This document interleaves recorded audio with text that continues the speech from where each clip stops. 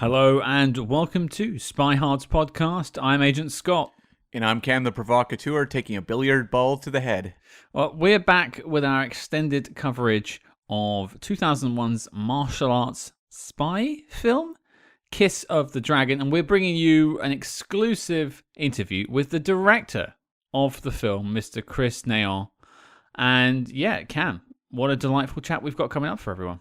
Definitely. I was really interested to dive into this one because, Chris hasn't done a lot of other films we've seen.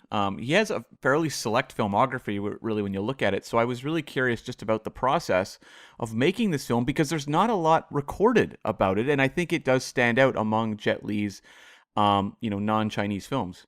Yeah, you look at the Wikipedia page for Kiss of the Dragon and the production section, there's barely anything there. And that's what when Chris agreed to do the show, I was very very excited to sort of flesh that Wikipedia page out. I mean, I'm not going to do it myself, so hopefully someone else will fill it out for me.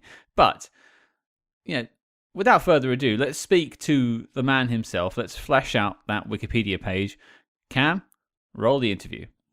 And joining us now, the director of this week's film, Kiss of the Dragon, it is Mr. Chris Nahon. Hello, Chris. How are you? I'm fine. Thank you. Thank you. Thank you for joining us this week. Obviously, we're talking about your film, Kiss of the Dragon. But before we get to the film, we want to get to know you a little bit better. So the first question we ask all of our guests on the show is, how did you get into, well, in your case, directing? How? Well, it's a long story. I can't make it like this. It's a long process. But mainly it was a decision. I from a minute to another, I took the decision to become a director. I announced it to my friends that was with me that night. They told me that I'm crazy because it was like almost impossible since I don't know nobody in the cinema. But I was sure I will do it, and I told them, well, it's like this. So I was traveling, I was hanging around, I didn't know what to do of my life, to be honest. So we were traveling with friends and with no plan, like for month, and I had this vision, and I said, okay, I want to do it. Then after it was not that easy for sure, since you don't know nobody, and let's say that I wanted to meet at least someone who's working the cine to let me know how to do. I was like 18 now. And I was working in the market. I was selling clothes just for making money, and trying to pay my first short movie, and buying a few roll of 16 millimeters. And that was my idea. But for sure, I didn't know nothing. So I say, okay, maybe I should go to Cannes and try to meet someone in Cannes. Why not? Because this is the place where the cinema is happening. Best place for it, yeah. So I went to Cannes, knowing nobody. I bought how do you say, tuxedo? Yeah. Nice. And I crossed the line. Nobody stopped me. And I walk up the stair, and nobody stopped me. But I didn't have the tickets to come inside, because I was seeing they needed tickets to pass the door. So when I was upstairs, I turned around. I didn't want to go into the line, and I looked for by the windows if there is a way to enter some other place. I couldn't find, and suddenly I had that door kick my face, opening, and it was Mick Jagger. Oh, wow. And he told me, oh, sorry, do you want to come in? I say, yes, why not? Thank you. And I came in. And the most crazy thing is, when I was inside, I was on the top. the last lane front. I mean, I had the wall behind me, and there was a guy down on the first floor because there is 3 floors, and he was looking at me and saying, "Hey, like this, come." I didn't know, but he was saying me. He said, "Yes, come to see me." So I went downstairs. I say hi to the guy, and the guy say, "Hi, Chris. What are you doing here?" And I didn't recognize the guy at all. And I say, "Well, I want to do cine. I want to be director." The guy say, "You should have told me. Sit here. I'm going to present you people." And start to present me people working in the cine, and I actually in laboratory, so it's not that useful, but at least it was something. It was laboratory Éclair, and I realized during the conversation that was that guy behind me in the market who was selling potatoes, and he was working in the cine too, but he never told me. And I was with him every like two days a week working and talking, but I never told him. And it was that guy. Whatever. So I start by that way. I meet some people there. I say, "Yeah, I want to see a set." I've been invited to a set to work, and it was very, very bad experience. The director was awful, really very aggressive. I did my best, but it was perfect because I said, "Okay, I will never be an assistant anymore. I'll be a director because it's what I want to do." So I bought that rolls of 16 millimeters, 3 rolls, 120 meters. And since I couldn't watch the set in the short movie I visit because the guy was really, really not easy with me, I start that first shot, and the DOP say, "Okay, you tell me." I show him. We shot the first shot, and so like action, and we shot. And I was waiting, and the DOP after a while goes outside from the black sheet and say, "You don't want to cut?" I say, "What? I show you the plan. I didn't know I need to say cut." Say, "Sure, you need to tell me cut." So I say, "Okay, cut." And then there was the script coming to me and say, you burn the first roll in the first shot, so you have two roll left to finish your short movie.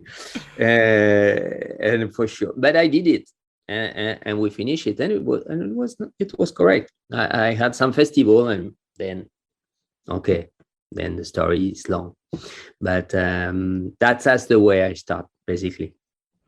Well, I'd like to know, you decided you wanted to be a director. Was there any directors that you had seen that you'd admired? What were some of the films that were jumping out to you at that time? And that movie of Steven Spielberg was my reference, definitely. Then Carpenter's movies, and Riley Scott, and it was that time when you had those movie from Encounter, and that was the reference for me. Right. And as I said, those movie of John Carpenter and Riley Scott, Aliens for sure, even for The Exorcist. This director is crazy. Well, that was the kind of movie who give me the envy to do cinema. So I was like 14, 15, and I wanted to do cinema for that kind of audience. And it's interesting that your story about kind of, breaking into Cannes in a way is very similar to like the Spielberg story of him breaking onto the Universal backlot as well. I never heard his story. I don't know. It is? Yeah, he snuck onto the Universal backlot, and that was kind of how he got his foot in the door. No, what is funny about him, for me, is that he was my master, and as crazy as I was, I say I'm gonna be a very good director. Maybe I can be the best, and Spielberg was my reference and the master. And when I watched the box office after the Kiss of the Dragon, my first movie got released, I watched and I saw AI first, Steven Spielberg, and my second. And I say, what the fuck? How crazy is life? He was my master. I couldn't go. I couldn't pass him, of course. It's life is like this. I mean, there is a lot of message behind this, but even though he did a sort of hack, I didn't know. But myself, I think I hacked the cinema to do it. Well, you got in, you've done your short film, but there's obviously a gap there between when that happens and Kiss of the Dragon, of course. Now, Sure. I'd read online, and this might be incorrect, and you would be the one to know, that your connection with this film came through Luc Besson. Is that correct, or is it different? No, it is correct. It says that meanwhile, I did like 2 short movies, then I opened my company. Meanwhile, I was working in the SFX, not on set, but in post-production. Mm-hmm. And I start to produce my friends. They all did their feature films. So there was a few directors that became, well, they had their success. But I couldn't do mine because I was very busy with my company. Mm-hmm. And I decided to stop the company. One day, it was very, very successful, the company. That's why it was not so easy to stop, because I was doing a lot of movie, making a lot of money. I had 3 kids, credit, everything. Well, it was fine, but I needed to do that feature film. I didn't know how. So I wrote a script and I say, okay, now let's try to make it, with no idea at all. Once again, no, I didn't know any producer, cinema producer. I was doing commercials. So I say, okay, I call all my clients and I say, I stop. And I'm going to produce this short movie. And with this short movie, who was a piece of my my script, was supposed to let me do my movie. So they told me I'm crazy, whatever. I didn't care. I break my house, I cut the stair just to do shots. And after 2 days, I received a phone call from Luc Besson, from nowhere. For me, I didn't know him at all. It was his wife, actually, his assistant, but I knew it was his wife also later on. And he said, I want to meet you because I have Luc wants to meet you. He heard about your work. He wants to meet you. Wow. When? Like tomorrow. Okay. I'm in the middle of a shooting. I break my house. I stop my company to do this movie, to start to make it cine. You want to see me in the middle? Okay, whatever. Okay, I come. Sure. And the day after, he say, no, we can't sell. Okay, I can sell my shoot. But tomorrow it's okay. So I can sell the next day. And once again, he can sell again. So it started to be complicated with the team. And the third day, he confirmed. So I went there. We met. I didn't know why he wanted to see me. We talk like 15 minutes, 20 minutes. And he said, okay, well, great to see you. And I had a friend who was working with him. I didn't know at this moment.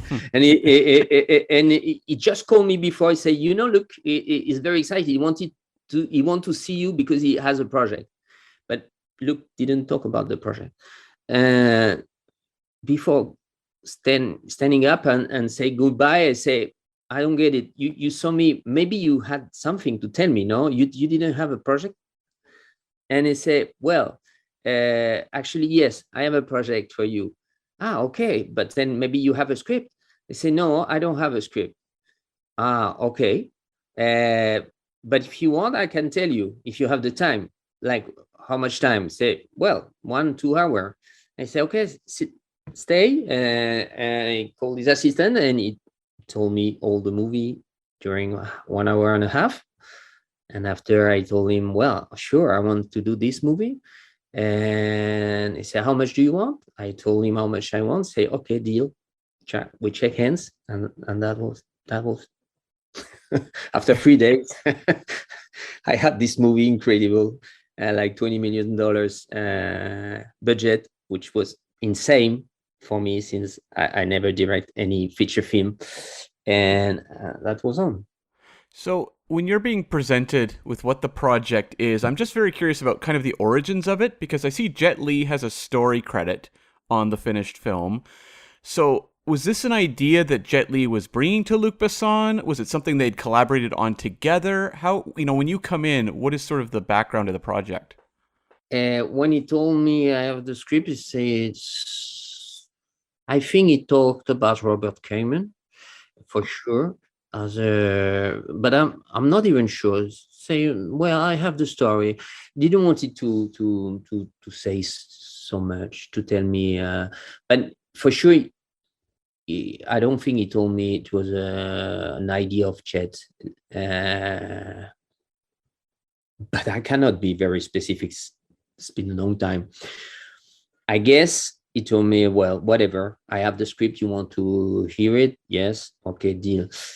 Later on, I remember that I realized that he was also part of the script, and Robert came in for sure, because I was working with him to understand, to get the story really from inside, and to understand it correctly, and to feel it, to digest it my way. No, sure. It was a long time ago. It makes sense. In that case, I suppose you're presented with this project by Luc. In terms of its origin, we're not so sure, but that's fine. Did it evolve, or did the script evolve from that point onwards, or was the script locked when it was handed to you as a director, and it was your job to then bring it to life?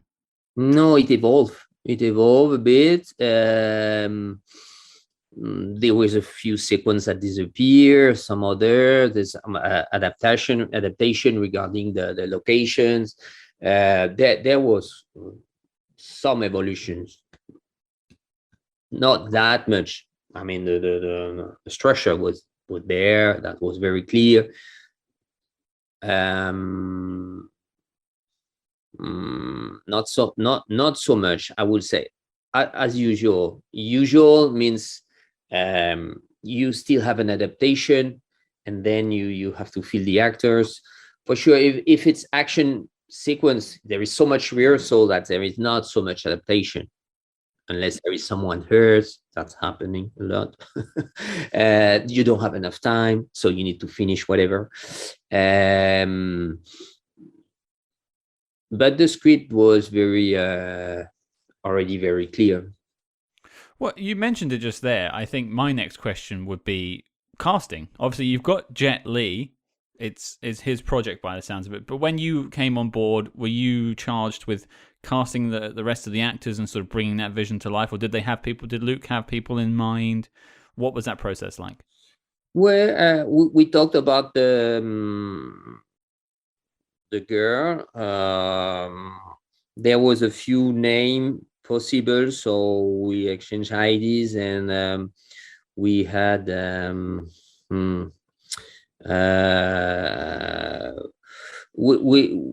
Bridget was in the list, but she was not the first on the top. I think she was the third, and the two others couldn't make it. So Luc went there in the Los Angeles, and we were talking by phone, and he told me, okay, Bridget is okay to do it. What do you think? I said, well, wonderful, for sure. And that's what I remember. Regarding the French casting, Checky Cario was his friend. He wanted to work with him, and I was very pleased to work with him. Jet Li, well, there is nothing to say.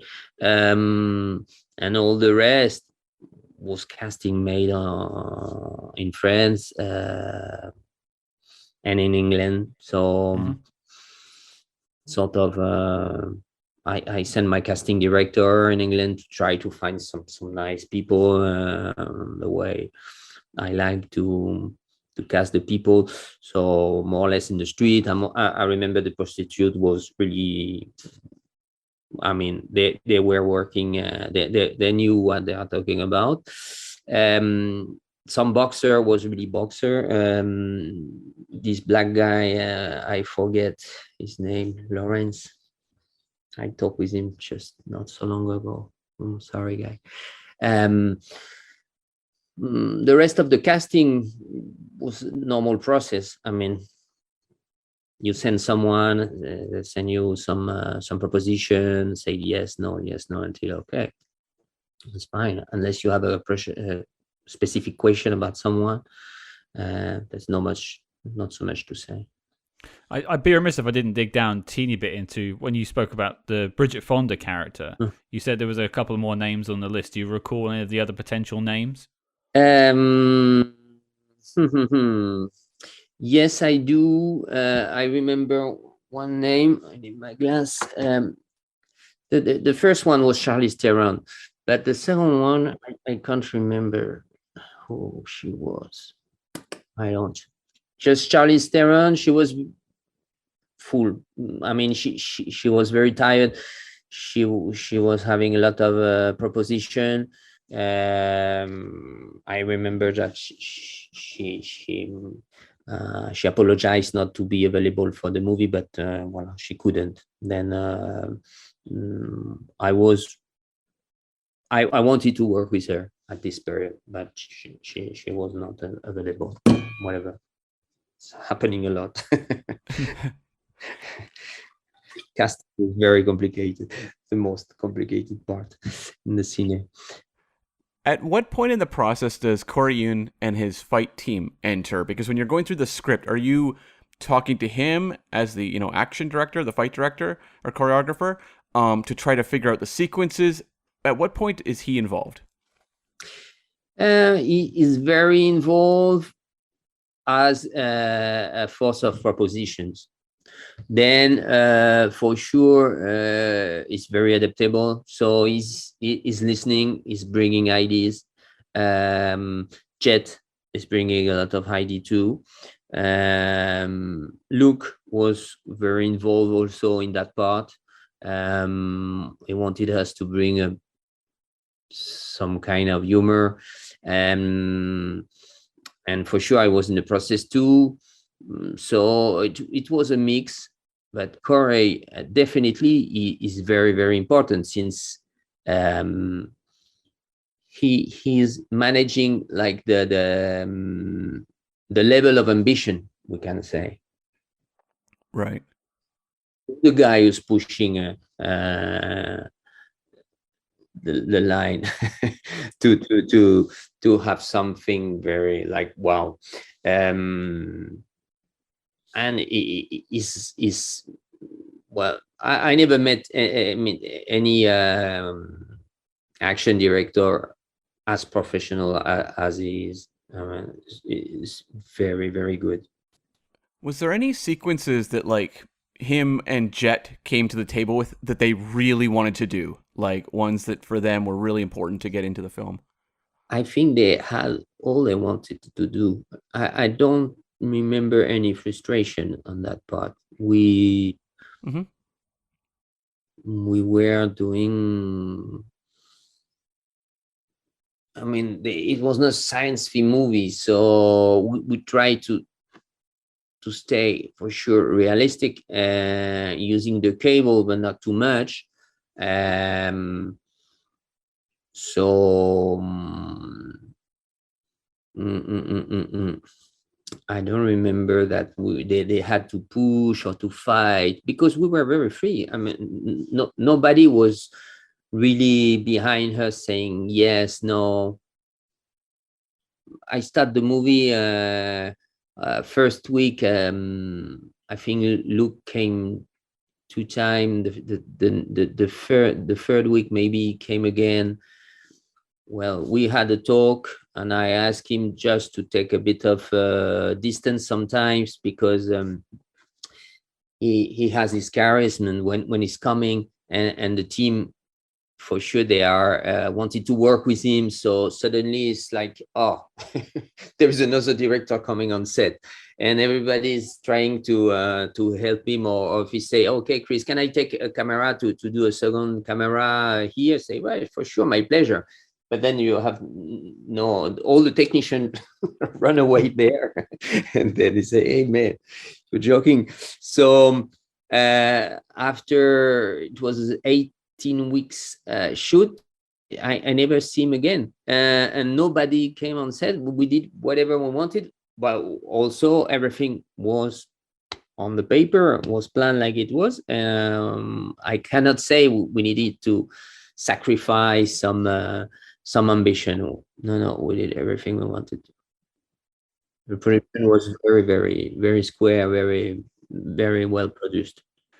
Now, obviously, when you decided you wanted to direct films, you snuck into Cannes, made your short films, worked in television, in adverts, and then you're making this film. You're making a theatrically released film, $20 million, high stakes game. Was there a moment when you were shooting, maybe you might remember, you're shooting a scene particularly, where you had to sort of pinch yourself, like, I've made it, I'm shooting a major motion picture? Yeah, that was surreal for sure. I couldn't that was surreal, but in another way, I needed to be so focused. I needed to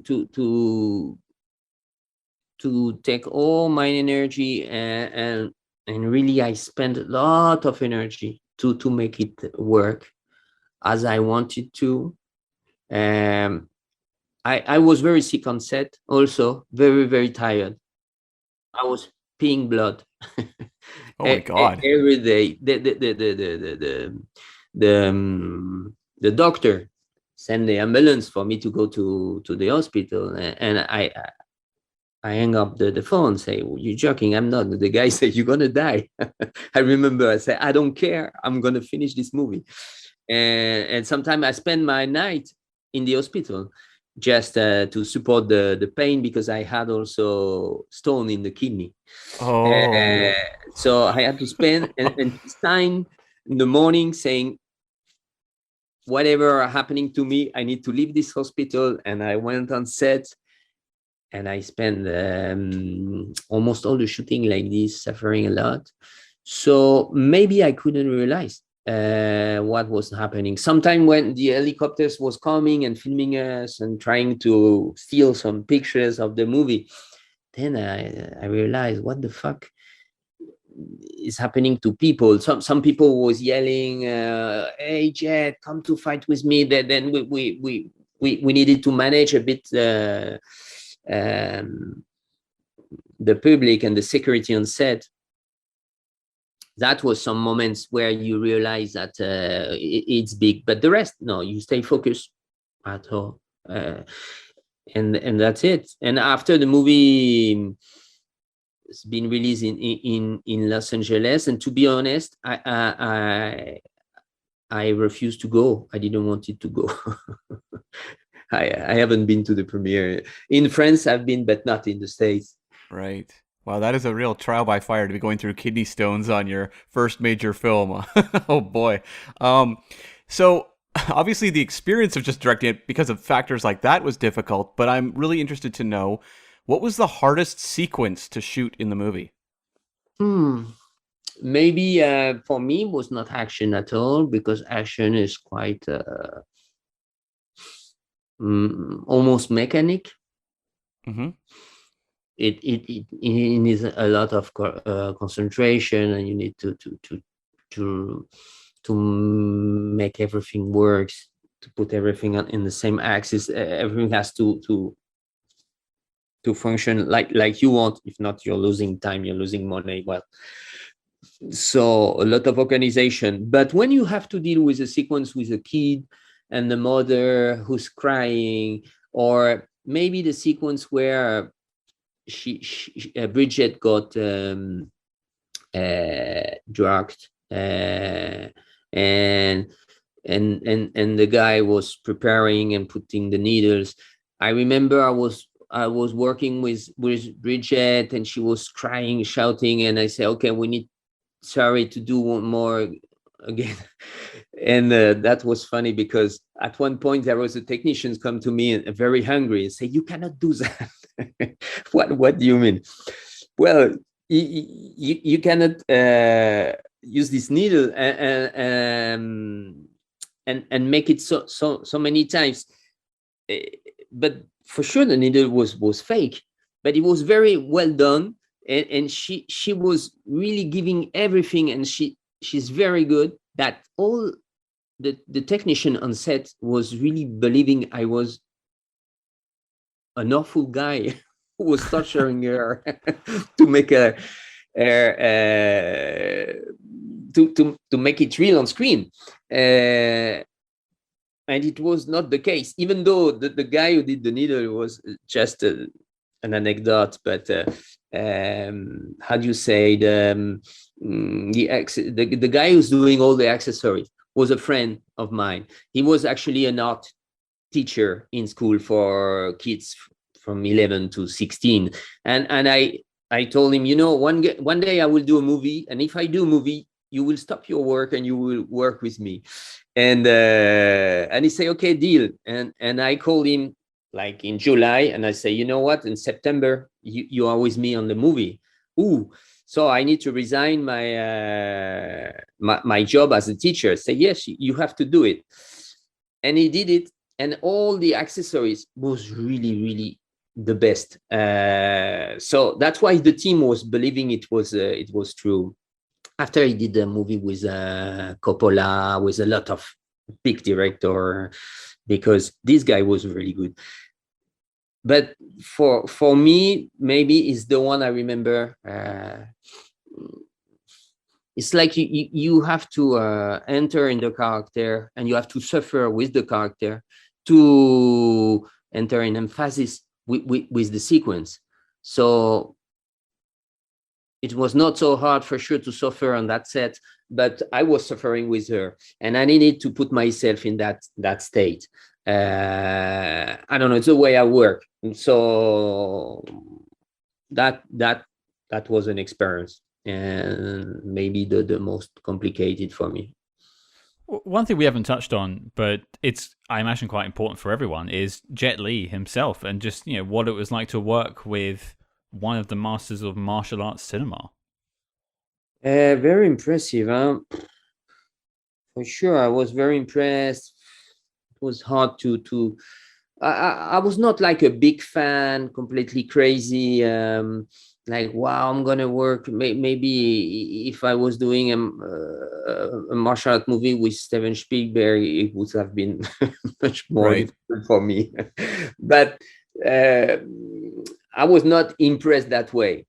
But sure, I wanted to bring him a movie above the other, and it was very difficult, because in China they are the way they work. You cannot do this in France, in Europe. I mean, to be honest, they are laughing with you. They say, well, yeah, we attach a guy to a car, and then we kick, the car goes, and wow, the guy fly away, and at the end the guy was dead, and they almost laugh. And you say, what? Or you ask someone to jump from the windows, and the guy jumped from the windows and break himself. But they are doing it. You cannot do that here. So how to compete first with that kind of way of working? Then they arrive on set themselves, and the writer is coming on set also with the right machine. And in the mornings they are writing the story. Meanwhile, they are preparing the day. So those guys working with improvisation all the time. And somewhere it's very interesting to improvise like this. but we cannot, because in Europe they wanted to know how much you're going to spend, what you're going to do, for sure, for question of insurance, of security, of cable or whatever. So that was the biggest challenge for me, finding a way to enhance jet like never. Well, ambitious, but at least it was my goal. So front of him, once again, I was just focused. And the guy is very, I mean, he's really like this. He's really good. He's a superhero. I mean, the thing he's doing, you don't believe it. You don't understand. So there was a time of adaptation to really understand that this guy was really doing what was happening on screen. It was not a trick.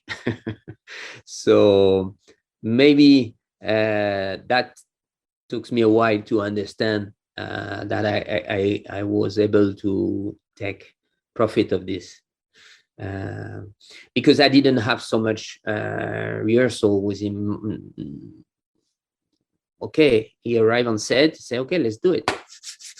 And you don't know what he's going to do. I mean, you saw it on screen, but not on set.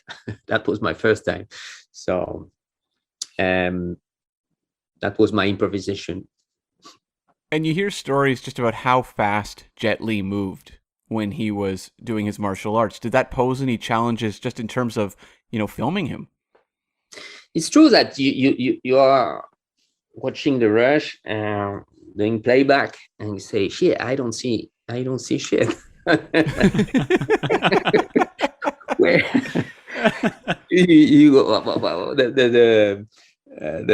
the playback was not so good at this time, but really, you say, is there a problem with the camera? I don't get it. So maybe with the different cameras, and you can. But I remember that we were all surprised watching the takes and saying, we're gonna work on sound then, because regarding the picture, it was not that. So that's why you bring him a lot of people, and it's fighting with a lot of people, and then okay, you can register. If not, with a guy, that was that sequence with the slap on the face, and we did like 4 takes, and it was like, okay, the first take I'm gonna do the first slap for real, and the other not, and the second tape I'm gonna do the second slap for real, and the third slap, and the guy said, okay, whatever, and after we were supposed to shoot the rest the day after, and I remember the Max Ryan, the actor, told me, fuck, it's true, he's doing it so fast, but it's very precise. He really slapped him for the edition for real, only one time, not to hurt him too much, and after he needed to lift him and send him on the table, and the guy is this taller than him, but the guy fly because I didn't want it to cut, just to see. So I let it roll, and after the slap, I say, okay, well, I don't say nothing, and he start to send him, and blam, explode the table. I say, oh, I cut because there was no protection. So it's gonna break him, and he really lift him like if he was nobody. I don't know. It was surreal. So that I didn't film so much in slow-mo at this period. So for sure, if you want to see him going fast, then use the slow-mo. But it's not the deal. You don't want to see him slow-mo doing. I mean, for me, it was not the intention of the movie to take profit of every movement. At this period, it was not really fancy to make it like this. I wanted to have something like realistic, like rough. We interrupt this program to bring you a special report. calling all agents.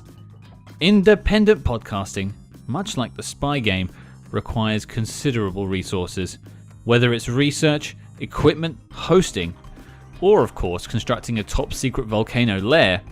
We're putting out the call for your support. That's right. As you may know, we've activated the Spy Hearts Patreon, home of our ever-growing lineup of Agents in the Field episodes where we decode non-spy films from your favorite spy actors and full film commentaries with more intel than a Basil exposition briefing. Cam, what have we got in our crosshairs this month? It's commentary time, and we are tackling 1966's Our Man Flint. It's going to be groovy, far out, happening, and so much more. We're going 60s style, baby. And if that sounds delicious, then become a true spy hard today and join the circus at patreon.com/spyhards. But before this message self-destructs, Cam, resume the spy jinx. Now, there's a couple of questions I've got left on the film, but there's one question that myself and Cam had when we reviewed the film earlier this week, and that's more to do with the plot itself. So if you don't know, that's fine, but the film is sometimes advertised as a spy film, and that Jet Li's character is an agent from, like a secret agent from China, and then sometimes it's advertised as he's a cop from China. Do you have any recollection as to where this comes down? I don't know if I understood the question. You mean during the promo, there was is a special agent and then it was a cop, or during the movie it changed like the position? Well, more just I'll ask you as the director, what did you see Jet Li's character as? Because it's advertised on like the promotional artwork as he's a secret agent, but a lot of times throughout the film he's just referred to as a cop. So for you, I suppose the question: what did you see him as a secret agent or more of a police officer? I would have said a police officer, but then maybe the way it is in China, and since he's working. And he was working abroad, for sure, is sort of agent, special agent. That was the picture I had from that kind of guy.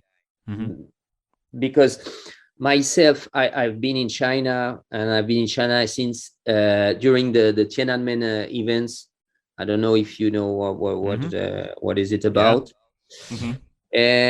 And then I had a Chinese friend that had to run away from China and spend 6 months in my apartment in Paris. And he was telling me all the story was happening, because I was telling him, well, you should go to the Chinatown and find some friend and try to connect with people. And he told me, but you're crazy. Chinatown is full of agents, of policemen that's chasing us to bring us back, because it's very dangerous.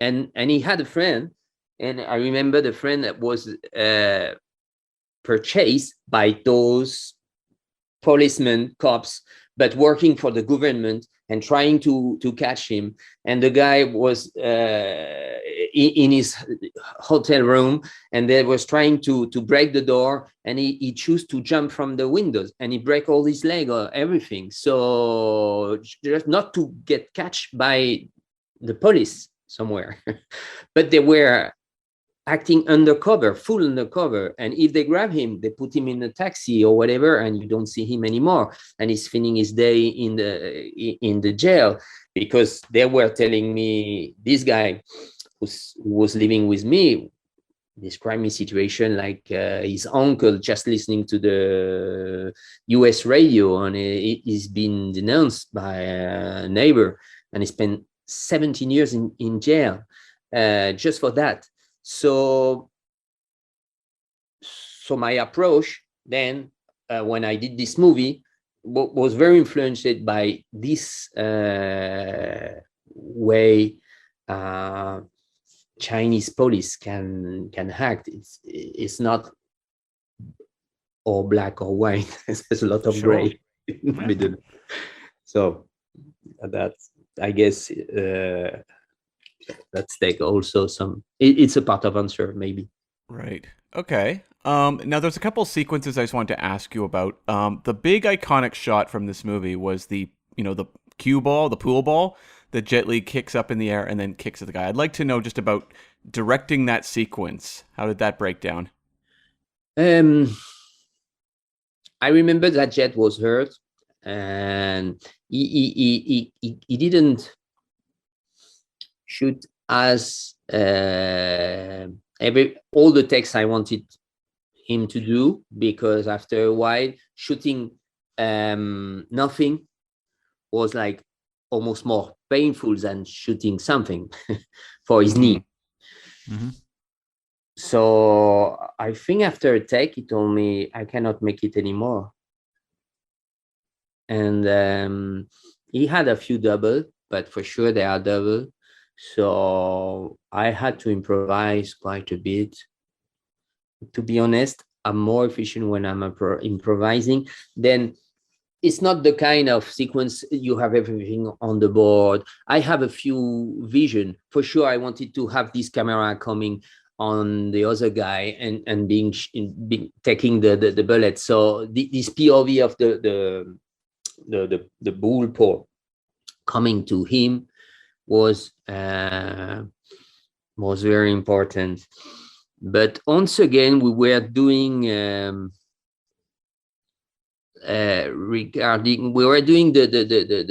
breakdown regarding the set and the possibility we had on the set, and we had a lot of chance because we shoot in Switzerland. They had this hotel in Montreux, very French style, and they give us all the lobby for us just one night. So we destroy all the lobby. But of course, I had, it was just one night as far as I remember. So I had to ventilate. I had to make a lot of choice, because this sequence, it was really a big sequence for me, and we break everything. And in the morning, the client come and it was like nothing happened. We clean everything.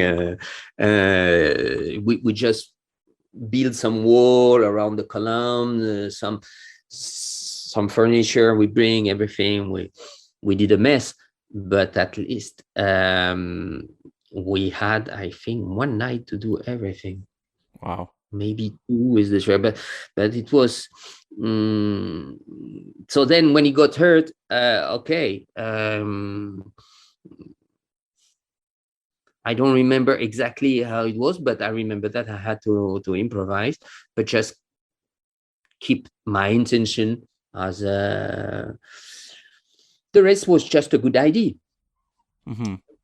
Mainly the most important in action is the idea. It's not the way you shoot it. It's the script. Right. Or there is nothing crazy about the way to direct that. Okay, and I also want to know a little bit about just shooting the fight he has with the twins, because you've got Cyril Raffaelli, who's in the District B13 films in there. That is an incredibly memorable fight sequence. I'd just like to know about just shooting that. Well, that was mainly directed by Corey. I was managing the mood, let's say. I was managing maybe the spirit, but in a way also the input of Cyril and the input of Corey is the majority of the sequence. The set designer also was very important for us to bring all these windows, these glass windows, and breaking everything. And it is a team sequence, really. I will give the priority for me to Korean Jet, to Cyril, and to the set designer, and then maybe myself. I leave a bit of myself inside, but that's the way I will describe it. This sequence, which is a very, very good sequence. Once again, the way it is told, the story behind it was interesting.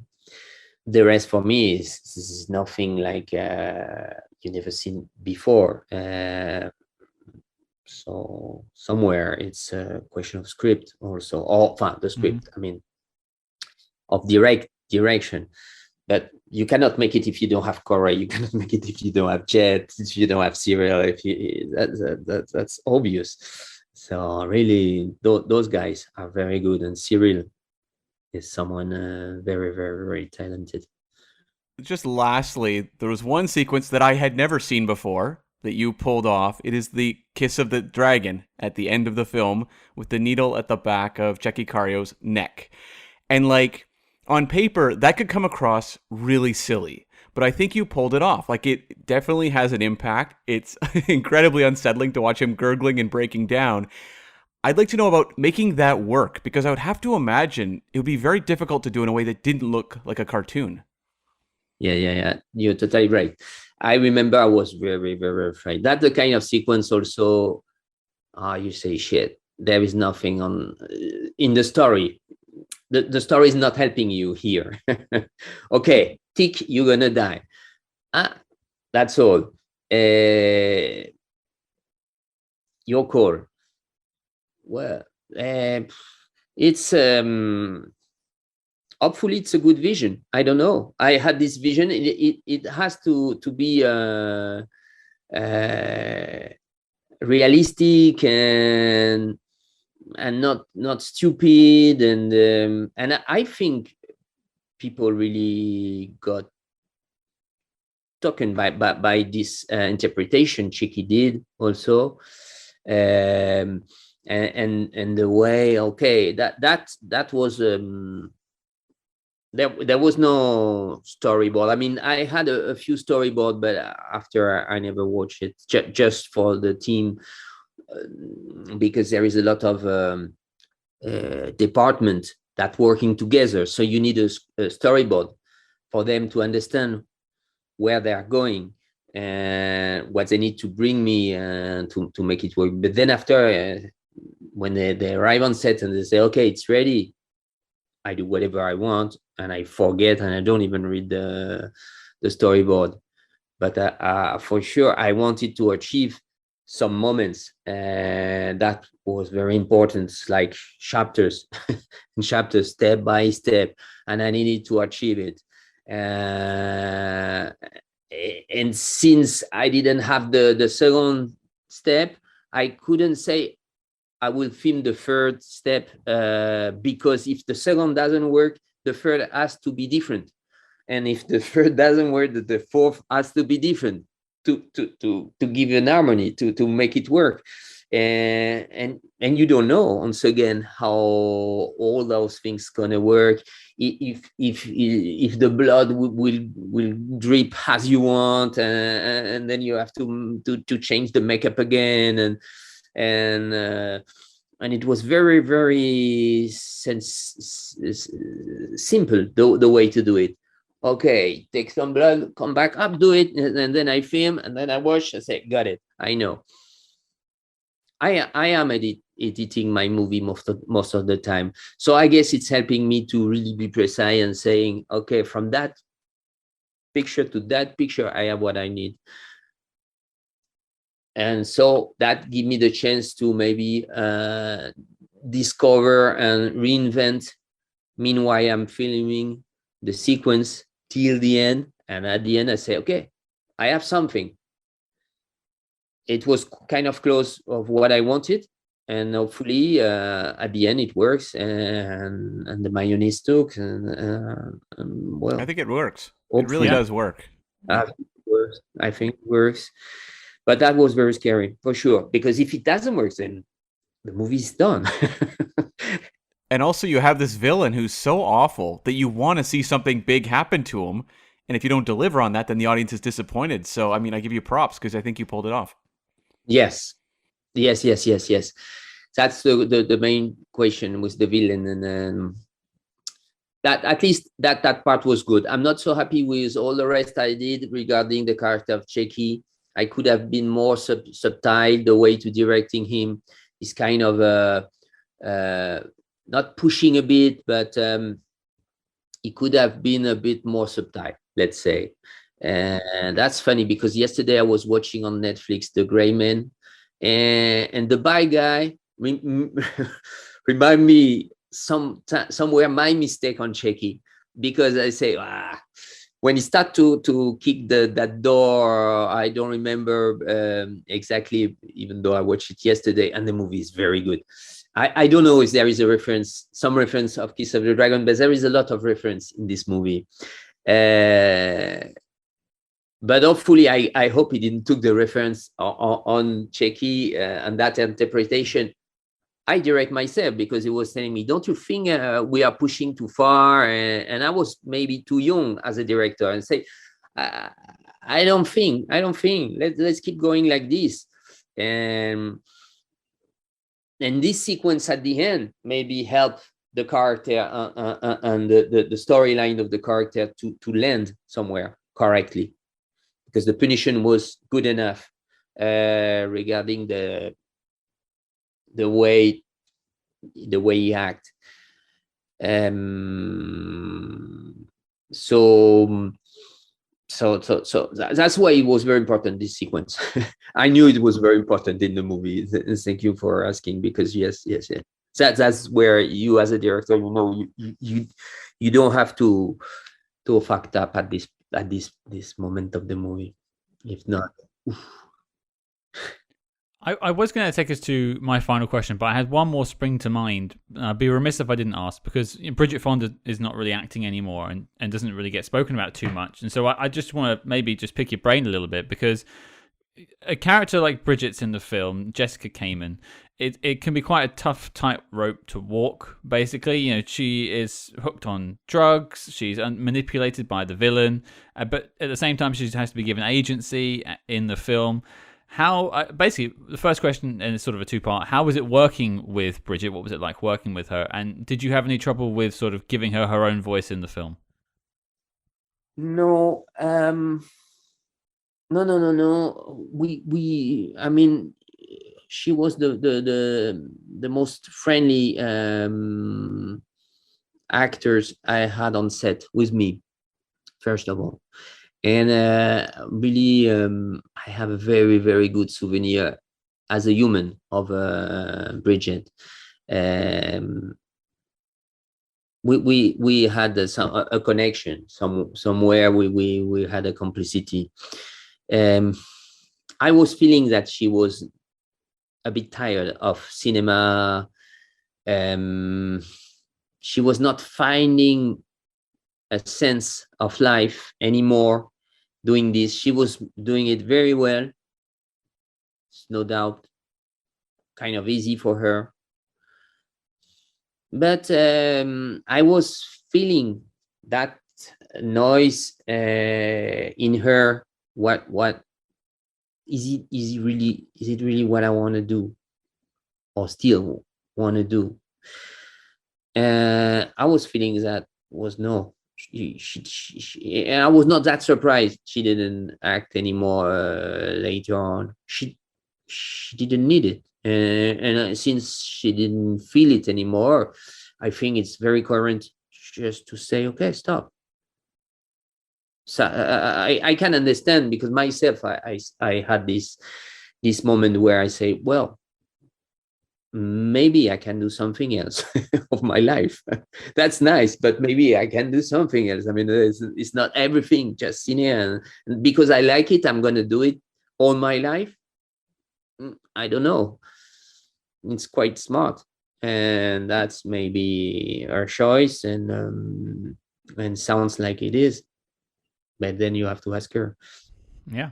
Well, my final question on the film then, and you mentioned how you were struggling with kidney stones during production. You were in pain. You were in hospital. You didn't, and then you didn't even go to the LA premiere. You went to the one in France, but you didn't really watch the film by the sounds of it too much afterwards, apart from the premiere. Have you looked back on the film now, and what do you like about the film you made?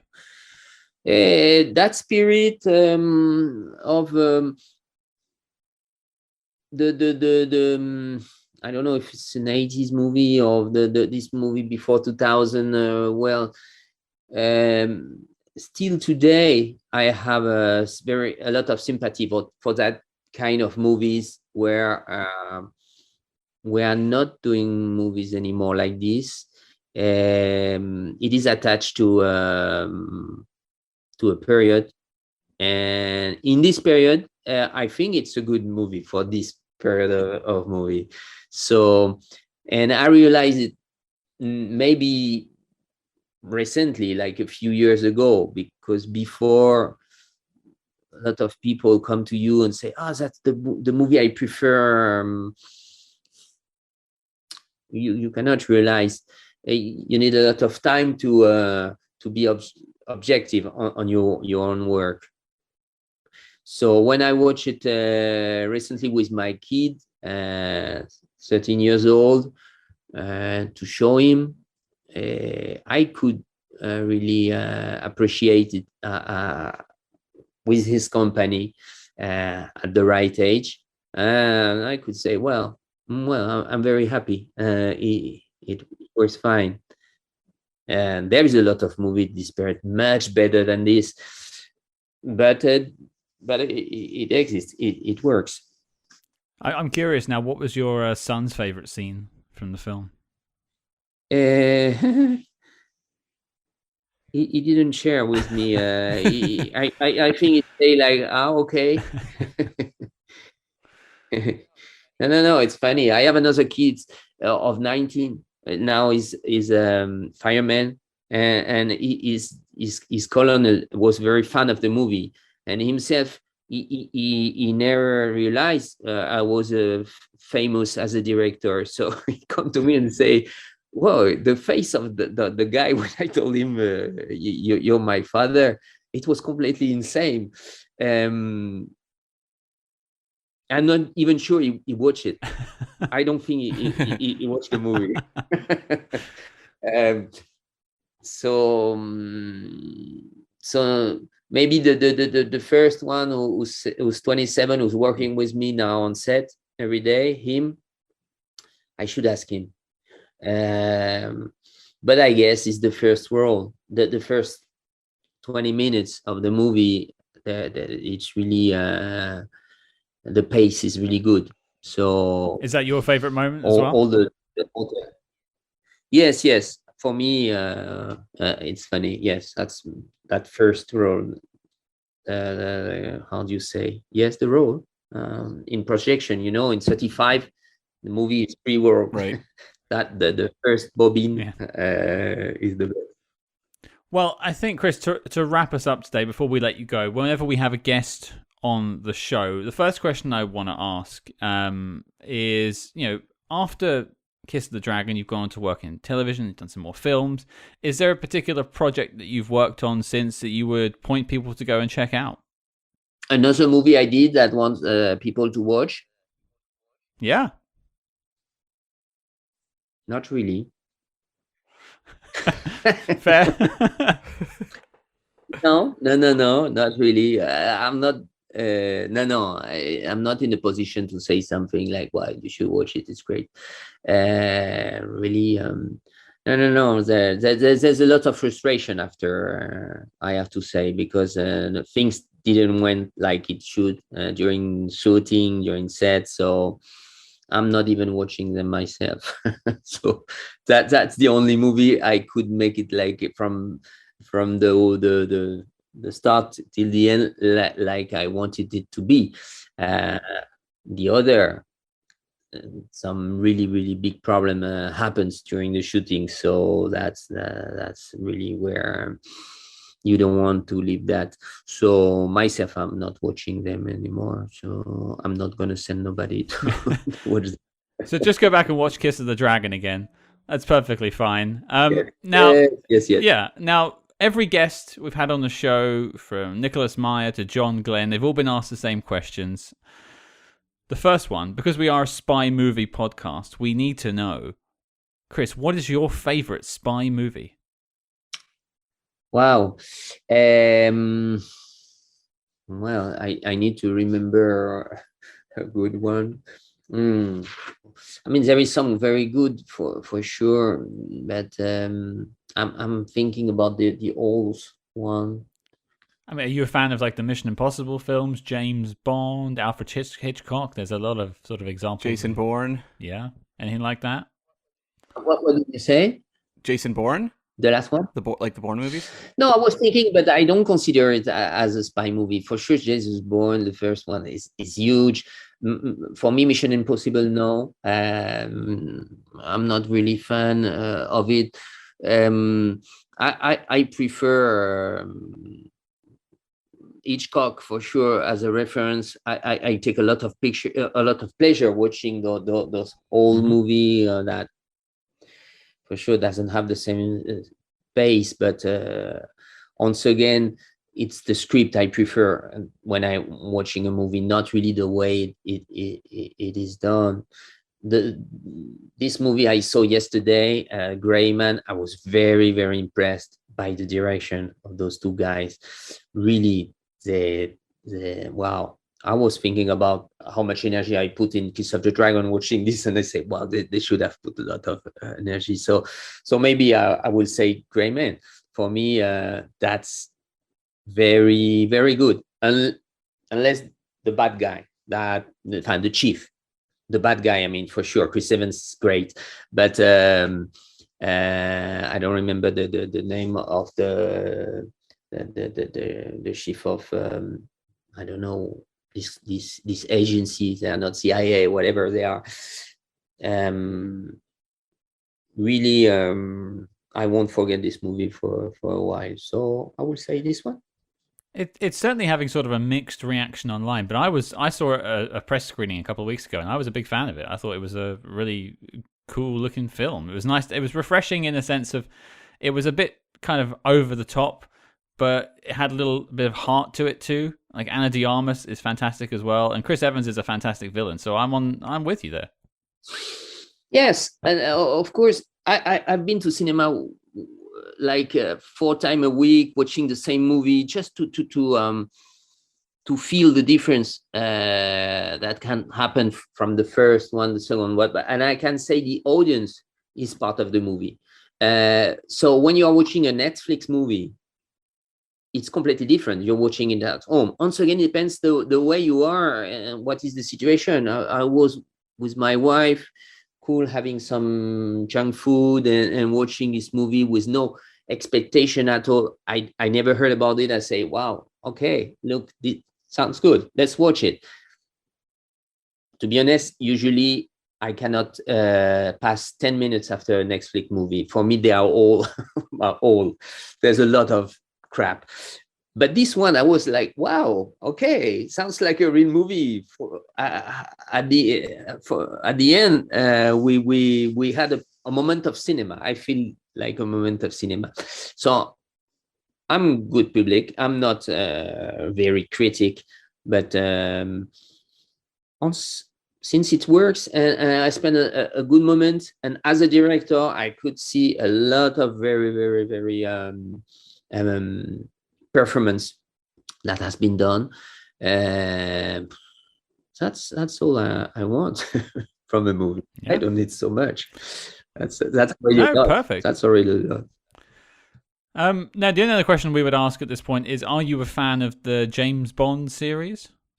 I haven't seen the last one since a friend told me the end. So that's all. And it's like I need to forget it to watch it, but it's gonna be hard. Yes, it's part of my my culture. The James Bond movie, and especially the last ones with Craig's are very good. What do you want me to say? Do you have like is there a favorite Bond film you have, like going back to Connery or anything like that? Any particular Bond film you like to rewatch?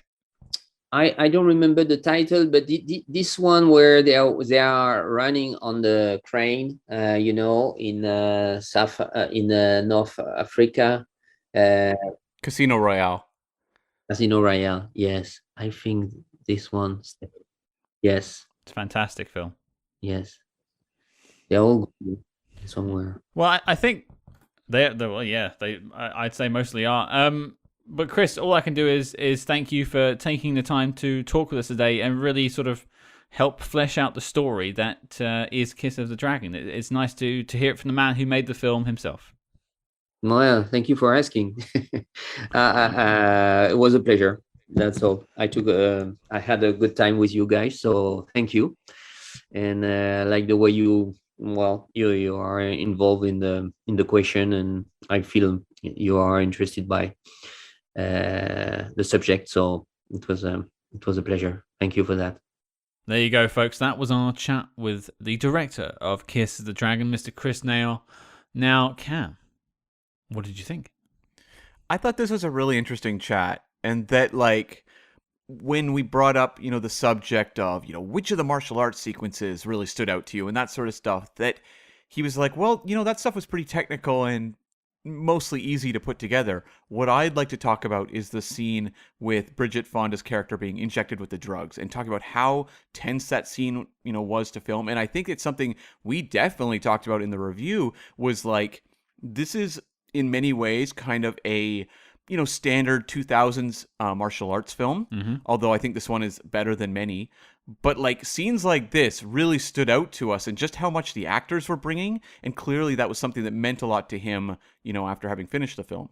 Yeah, I mean, it obviously stuck with him 20 years later that he still wanted to talk about it, and I think the human connection seemed to be quite important with him when it came to this film. As he said, it was more like a technical feat when you did the martial arts sequences, and many of them were somewhat tackled by the action director of the film as well. There was kind of like a joint working when it came to directing those sequences. Whereas I imagine the one-to-one human scenes were very much Chris. Well, I know that.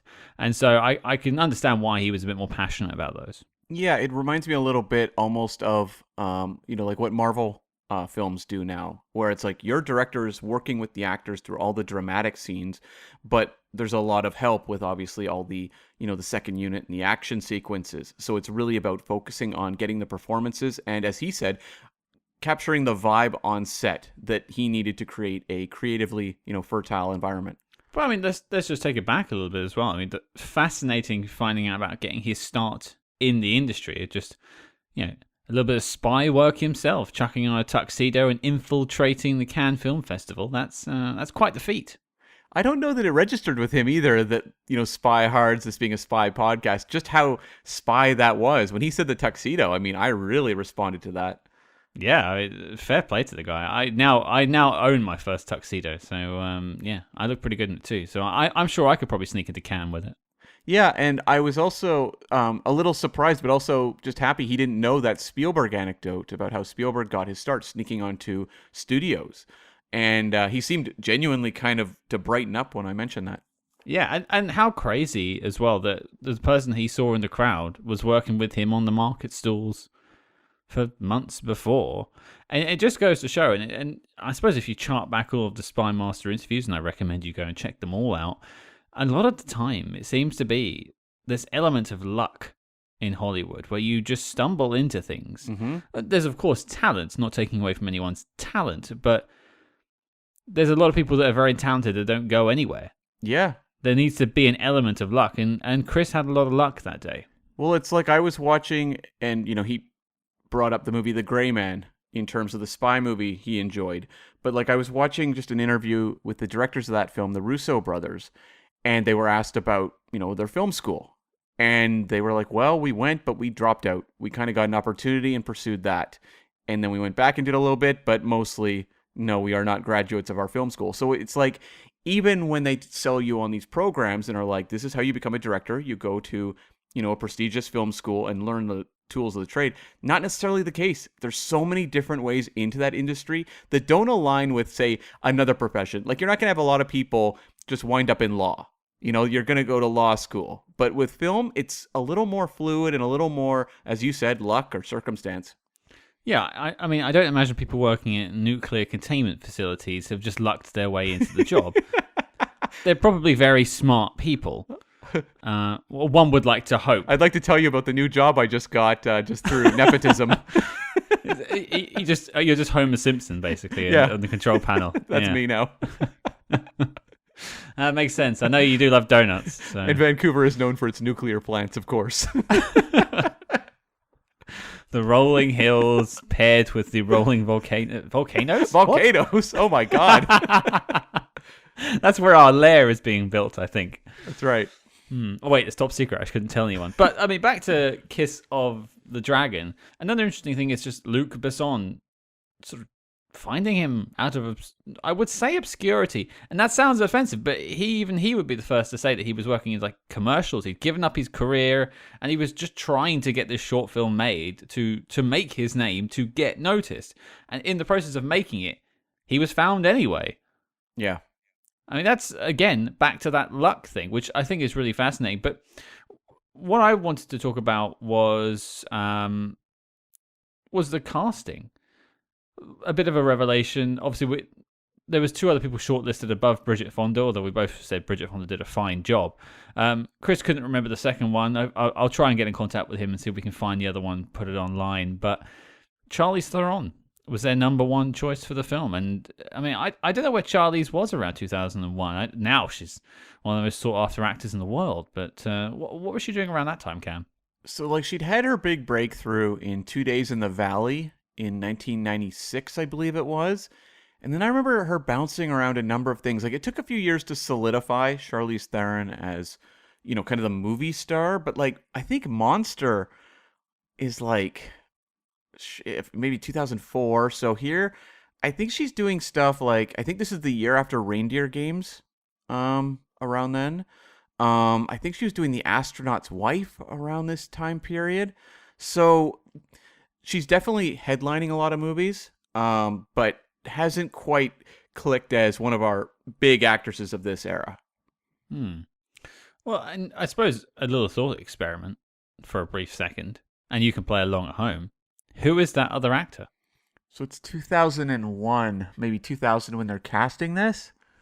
If we're talking with, like, in terms of looks, what Bridget Fonda and Charlize Theron have in common tends to be blonde hair, blondish hair, brown blonde hair. My immediate brain went to Cameron Diaz, but I'm not quite sure she literally stars in Charlie's Angels the year before. You know, it's not impossible, but I would think with Something About Mary being such a huge hit in 98, might have been out of their price range or out of their ability to draw her in. But I don't think that's like a bad guess. Because I would also say, like, Nicole Kidman would not be someone they'd be approaching. Or maybe she's on the list of, like, ideas, but you couldn't get her. Yeah, exactly. I mean, there's always, whenever they talk about lists of people up for roles, there's always the dream list. Like, you could say pretty much any movie made in Hollywood, DiCaprio's on their list. It doesn't mean that they approached him. It doesn't mean that, he was interested. It just means he was on the list. We'd love to have him, but we'll have to rule that one out. No, I know. I had a list of people I was asking to be co-hosts of the show, and I mean, I won't tell you your number, Cam, but you were on the list. Well, I am honored that at least Mark Maron said no to you. Oh, yeah, trust me. He was much higher up the list than you were, but then many people were. Anyway, the other thing I was quite surprised about, and I'm glad we got to put to Chris, and we said it in the main episode in the review this week, is this film a spy film? Yeah. Now, I'm not sure we got a thorough answer, although I may not have asked the question very well. It might be on me. But the way Chris went on to explain it is that he sees people, police officers from China that work internationally as kind of agents anyway, and he had some real life examples of dealing with these people. So maybe that was his, and he said he took that real life experience into the film. So I would say it probably does lean on the side of special agent, but he just, to be fair, a spy wouldn't walk around saying he's a spy. He'd walk around saying he's a police officer. Yes. So maybe that was the trick. I think something we should maybe do a little research on. This one kind of took us by surprise. I think when we watched Kiss of the Dragon, we were completely thrown as to exactly what this character was supposed to be. Mm-hmm. But there are some Jackie Chan movies on our list, and I do think there is a bit of a history in Chinese cinema of these movies, I think of like Jackie Chan's First Strike or Super Cop, and I apologize to Jackie Chan diehards. I'm giving the North American titles, not their Chinese titles. They get very confused, obviously, when they're released overseas under different titles. But there is this history within those films of Jackie Chan playing quote-unquote police officers who are involved in very like James Bondian spy caper kind of stuff. And so I wonder if there's more of a blending in martial arts films there, that maybe that's just what they were translating here, making essentially a France shot version of what those movies kind of do. But when you ask people the specifics, is this a spy movie? It gets a little kind of like, well, we kind of fudged around a little bit. Oh, yeah, because if you look, and we said this in the review, if you look on paper, he's doing things that spies do. He's going overseas, he has a fake passport, he carries a gun overseas, he's infiltrating stuff, he then goes undercover, takes down a big crime syndicate that turns out to be the police. That's pretty licensed to kill. Yeah, that's pretty hard-boiled James Bond, or at least some other spy films like Day of the Jackal, that sort of stuff as well. There's all kinds of stuff in there built into it. So yeah, I think we've decided that it passes muster. Yeah, and I think when we do one of those Jackie Chan films on the show that specifically tie into that kind of confusion, I'll do a little bit of research as to actually the type of police and how they would operate in China, because I just think it may be a little bit different than what we think of as your standard difference between a cop and a spy. Yeah, it's about time you start pulling your weight around here. Damn right, damn right. One thing I thought was interesting was talking about that iconic, kicking the billiard ball at the bad guy, which was in every trailer, every commercial. Like, that was what they really sold this movie on in a big way. And just to hear the story that, like, it was not glamorous, and that Jet Li was injured, and that they had to kind of improvise and work their way through the sequence. And I mean, ultimately it led to the big trailer moment. So congratulations to them. Yeah, and of course, like Chris said, he had that image of that tracking shot of the ball straight into, what's the actor's name? Paul Barrett as the pilot's head. Kind of a Sam Raimi-esque camera shooting at someone's face shot. And he had that in his head before they even did it. So they got that shot. And I think it is one of the only moments in the film I think I'll remember long term. Right. But it is a really good shot. And you just know, like, nowadays they would just CG that ball. Yeah. Yeah, you'd have like a wide shot and it would just sort of fly at the guy and he would fall back. Yeah. Yeah. What a shame.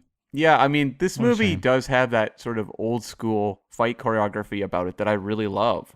And it feels very refreshing to watch it now after watching so many of these, like, heavily CG altered fight scenes, or scenes that are shot in front of green screens so everything looks a little blurry or indistinct.